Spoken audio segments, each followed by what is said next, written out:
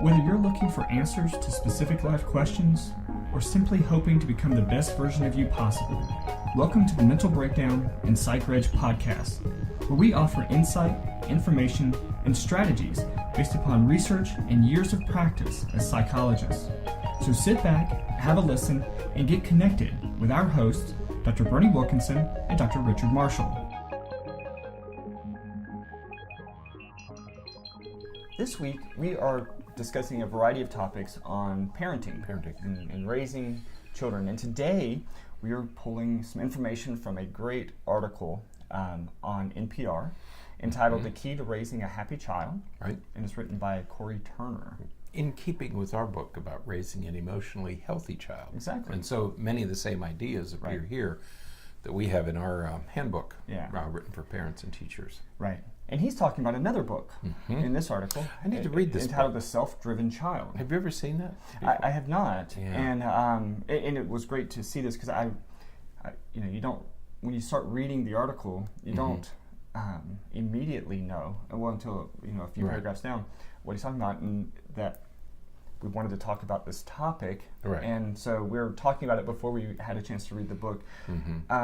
Because even if the book is not that great, the information here in this article is perfect. Right. I'd like to take a look at the book, which is not written by the author of this article. It was written by another specialist in the field, or actually two authors. It was co-authored by two people. Right. But they talk about the self-driven child, and the focus of this article is how to, obviously, early in the article, you realize that a happy child is a self-motivated child. Right. Right. And we've talked many times on the podcast about the importance of changing your parenting style in sorts as your child develops. Early on, you want to be attachment driven. You want to make sure that you are creating a good, strong, healthy attachment to your child.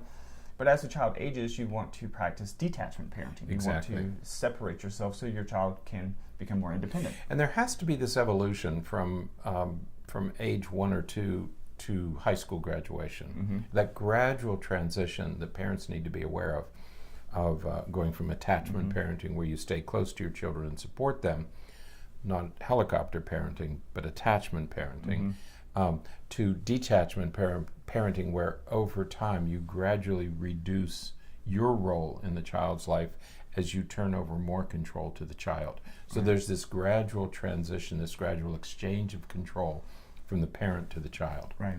And you do, just a quick note on terminology, you do have to be a little bit careful about attachment parenting. If you look up attachment parenting online, you're going to find a lot of information about letting your kids sleep with you and doing all those that's not what we're talking about. Right. What we're talking about is the broad perspective of just developing a strong, good attachment. And what we're talking about there is like authoritative type of parenting, where you are listening to your child and you're engaging your child and you're working cooperatively with your child. You're not an authoritarian, you're not a passive, you're not a helicopter, you're not any of these other things. You're just working cooperatively with your child. Right. And early in the introductory section of this article, the author makes an interesting point. I don't think he means it in a causal way, but he reminds us that in the past 50 years, and I think he's right, I think it's probably the beginning of sometime in the baby boom generation, there was a change. In the past 50 years, kids are they're increasingly saying that their lives are out of control, that there's too much going on, that they're not in control, that they don't feel that they're in control. We've talked about this many times. You and I are almost of a different generation, not quite. But even we felt growing up that we sort of controlled our daytime, even during the school year schedules, that we decided what sports we would play, but we felt that we were in control. Certainly as young children, we both went out and played and did the sort of things we wanted to do. So even though the difference in our age, we both felt that we were in control. Kids are saying that things are out of control at the same time that they're feeling less control, rates of depression and anxiety are increasing in children. So we know that, again, may not be a causal relationship, but at a time when kids are saying they don't have any control over their lives, rates of anxiety and depression are increasing. Right. And one of the things we know about attachment parenting is a secure attachment leads to security. Right. Insecure attachment leads to depression and anxiety. Right. But he's connecting increased rates of depression and anxiety with possibly this feeling of lack of control that kids have. Right.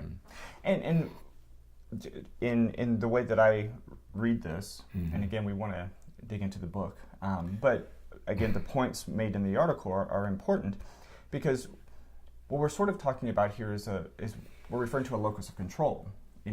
If a child feels as though they have an external locus of control, meaning that somebody else dictates everything that they do, and that they have no agency, and agency is a key word here. If they have no agency here, then they become stressed and overwhelmed and sometimes depressed by that. Right. When they feel as though they have some intrinsic internal locus of control, intrinsic drive and control, then they are able to sort of take charge of their life, and they feel more confident and more able. That's right. You used the term agency. In our field, we talk about agent and object. Right. And many times kids feel like objects, like they're just being dragged from place to place as an object they're expected to perform. They don't have any agency. I was smiling a little while ago because it occurred to me that when we were growing up, didn't you do dangerous things? Oh yeah. Well, we did. I don't know if my mom's watching, but no, we did things that were really dangerous. We did, yeah. Because we were on our own. I'm not sure that my kids, they didn't grow up in a world where they did dangerous things. Right. I mean, not like we did. Right. I mean, jumping off bridges into rivers and things that my parents obviously didn't know that I was doing. Right. But we actually did dangerous things. We had complete agency when we were growing up. When I left my house, my parents had no idea what I was doing. Right. Some of the stuff that I was doing was stupid, but some was downright dangerous. Yeah. And we could have been killed. Kids don't have that kind of agency today. They're taken to school. We walk to school. Right. And a lot of things could have happened on the way to and from school. Today, kids they leave their home, they get into their car, they're dropped off at school, they go into the building, they're picked up. All their activities are they play on spongy, safe playgrounds. Yeah. We didn't have those things growing. I mean, we played in dangerous places. Yeah. Where we could have been killed or seriously hurt. Yeah. So that's the kind of agency that we're talking about. Is that kids don't feel like they have that agency today. Right.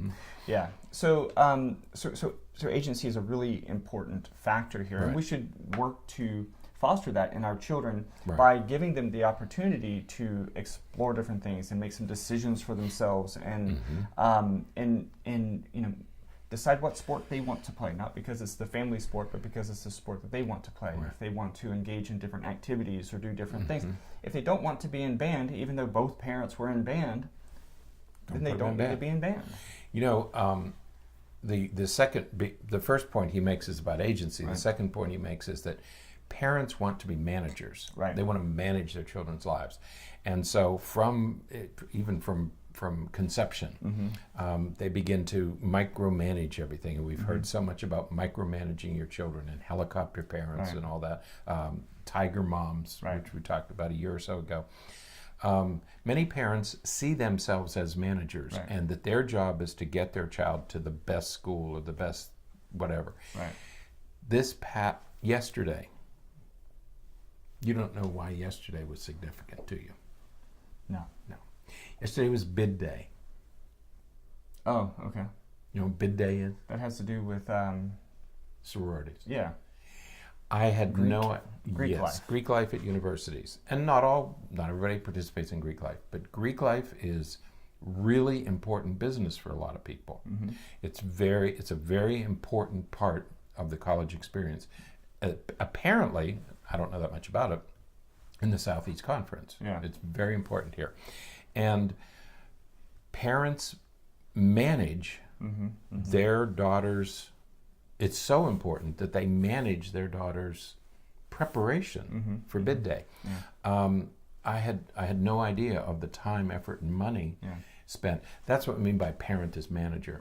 Right. We also do it with athletes or actors, or but particularly with athletes, we manage and manage and manage and manage it. Certain coaches, certain teams, certain places that you go, certain camps that you go to, and everything is managed to try to guarantee that your child will achieve at a certain level, or will be able to participate at a level. Right.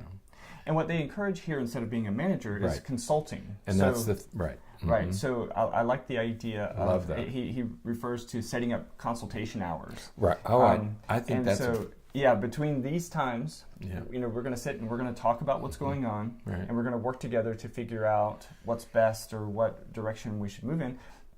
But you enter this consultation session somewhat on equal terms. Instead of lecturing your children, you consult with them. Right. That's the transition that we're talking about to detachment parenting. Right. Yeah. So instead of you're going to go in certainly with your ideas and thoughts, but so is your child. Right. Your child is going to come in with thoughts and ideas and concerns and worries and goals. And so you're going to sit together and you're going to talk about those and then work to come out with an agreed upon decision. Yesterday we talked about fear of punishment, why kids lie. And we talked about kids lie because they don't want to be punished and they don't want to be a disappointment. Right. Okay. Well, if you're a manager type parent, you're constantly putting your child in a position of having to either disagree with you and incur your wrath or your disappointment. And they don't want to disappoint you. Right. Okay.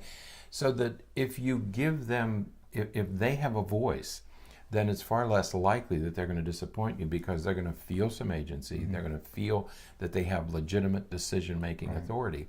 And it's a shared responsibility, not one that the parent imposes, and if the child rejects it, they're somehow disappointing the parent or disobeying the parent. Right. Yeah.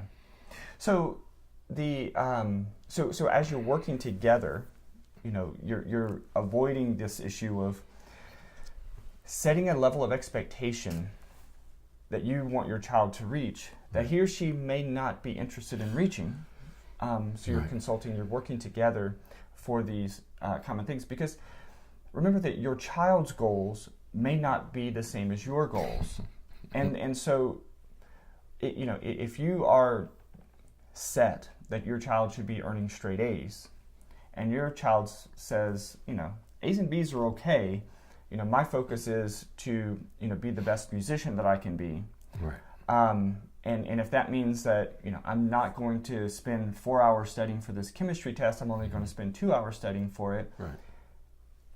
That's their goals. That's how they're going to define success and progress. It may be different than yours. Right. But you have to work together. And that's the advantage of the consultative parenting model, is that this is not something that I'm imposing on you. This is something that I am willing to help you with. Right. I can serve as a resource. Right. I'm available to you. We can do this together. Okay.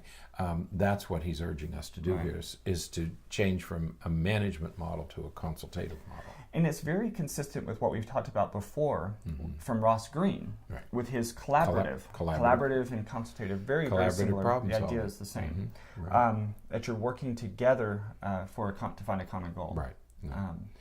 Now, don't be afraid of this consultative model. Right. Many parents are going to say, well, I can't give up control. Something bad will happen. And the one of the final points he makes in the article is that the path, many of us define success very narrowly. Right. That if you're going to be successful, you have to go to an Ivy League school. The only way that I believe, that I consider success, is Ivy League education, or top ranked, top 10 school, or flagship university. Right. We live in the state of Florida, and the flagship university is the University of Florida. There are other very good universities, but that's the flagship that everybody wants to go to. But the path to success is not narrow. Right. It's very broad, it's very wide, and there are many ways to succeed. Right. So one of the things we advise parents is, don't get caught in defining success so narrowly. It's a broad thoroughfare. You use all of it. Absolutely, absolutely. So, read the article. Yeah, it's really good. We'd encourage you to read the book. We plan We're to. going to get it. Yeah. So, take a look at it. you know, and we'll talk more about that once we Right. have it in hand and can read it. But we wanted to share this because it fit very nicely with what we're talking about this week. So, Right. And yeah, become a consultant Yeah. instead of a manager. absolutely. So, all right, Good that advice. is it for today. Until next time, stay happy, stay healthy, and forget to be afraid. Thanks for sharing this episode of the Mental Breakdown and Psychreg podcast. Be sure to check out the show notes for links to follow us on Twitter and subscribe to our YouTube channel, where you will find all of our previous podcasts and much more. We would be honored if you would become a patron through patreon.com, where any donation you can manage will go to the development and creation of more content. Just visit patreon.com/thementalbreakdown for more information. Thanks again for listening. Have an awesome day, and we look forward to being back in your feed tomorrow morning.